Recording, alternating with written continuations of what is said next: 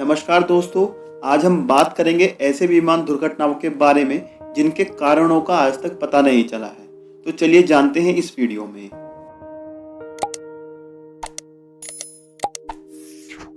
Boeing 727-223 यह विमान वाणिज्यिक विमानों में से एक था।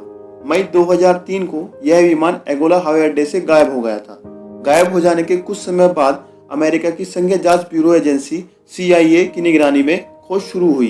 हालांकि उनके प्रयासों में विमान का कोई निशान नहीं मिला।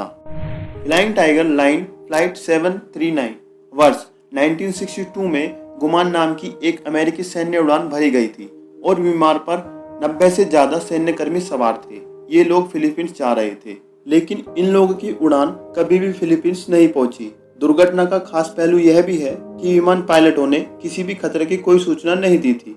अमेरिकी सेना के 1300 लोगों ने इस विमान की खोज की, लेकिन उन्हें इसका कोई भी सुराग नहीं मिल सका। इस मामले में एक लाइबेरियन टैंकर शिप के चालक दल के सदस्यों का दावा है कि उड़ान के समय उन्होंने आसमान में अत्यधिक चमकीली रोशनी देखी थी, लेकिन अमेरिकी सिविल एरोनॉटिक्स बोर्ड का मानना है कि वह इस दुर्घटना के संभावित कारणों का पता लगाने में सक्षम नहीं रहा।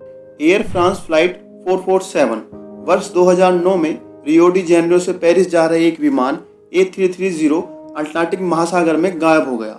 इस दुर्घटना में सभी 228 यात्री और चालक दल के सदस्यों की मौत हो गई।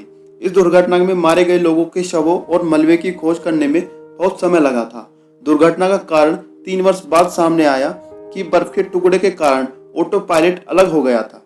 इस दुर्घटना में 74 यात्रियों के शवों का आज तक पता नहीं चला है।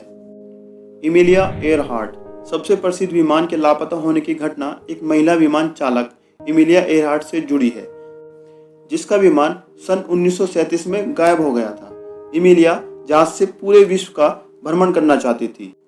लापता होने के वक्त एमिलिया विमान के कप्तान फ्रेड नूनून के साथ प्रशांत महासागर के ऊपर उड़ान भर रही थी। काफी खोजबीन करने के बाद भी 2 इंजन वाले इस विमान का पता लगाने में खोजकर्ता असफल रहे।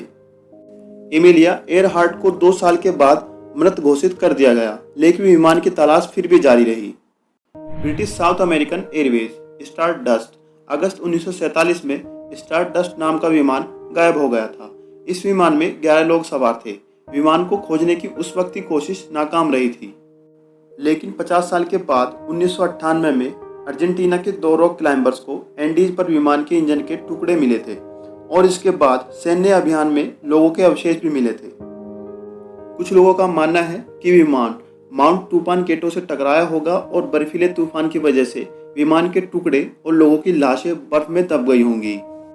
मलेशिया एयरलाइंस की उड़ान 370 इतिहास में सबसे बड़ी विमान रहस्यों में से एक है। मलेशिया एयरलाइंस विमान का गायब होना। मलेशिया एयरलाइंस की MH370 में 239 यात्रियों और 12 चालक दल के सदस्य थे। यह उड़ान सुबह 12 बजे शुरू हुई और सुबह 1 बजे से 19 मिनट में वायु यातायात नियंत्रण के साथ आखिरी बातचीत हुई। इसके ठीक 49 मिनट बाद विमान का ट्रांसपॉन्डर ऑफ हो गया। ट्रांसपॉन्डर के बंद होते ही विमान रडार की नजरों से ओझल हो गया। एविएशन रेडियो टेक्नोलॉजी में इसे पायरेसी भी कहा जाता है। उर्गेव एयरफोर्स फ्लाइट 571 वर्ष 1972 में सैंटियागो चिली से विमान ने उड़ान भरी थी। इसमें 45 लोग सवार थे। खराब मौसम के कारण इस दुर्घटना में 12 लोगों की मौत हो गई थी। 72 दिनों तक अधिकारी को इस बात का पता ही नहीं था कि शेष लोग जिंदा हैं या नहीं। इसी बीच 8 लोगों की मौत बर्फीले तूफान के कारण हो गई।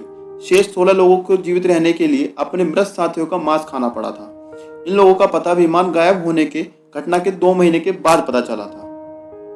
दोस्तों, आशा करता हूँ आपको ये जानकारी पसंद आई होगी। अगर आपको ये जानकारी पसंद आई है, प्लीज चैनल को लाइक, शेयर एंड सब्सक्राइब जरूर करें।